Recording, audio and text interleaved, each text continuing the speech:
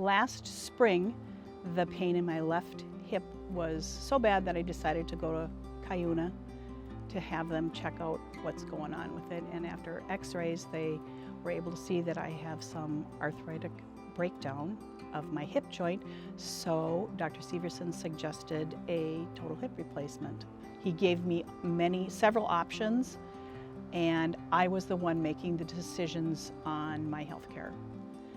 The biggest deciding factor for me to get my hip replaced is I am unable to do the things that bring me so much joy in my life, such as I'm a big motorcycle enthusiast, and I'm unable to get onto my bike and ride and shift and do that, unable to walk long distances and do a lot of the things that I really like. I am able to golf a little if I have a cart right now, but I'm looking forward to regaining all of those wonderful things again next summer.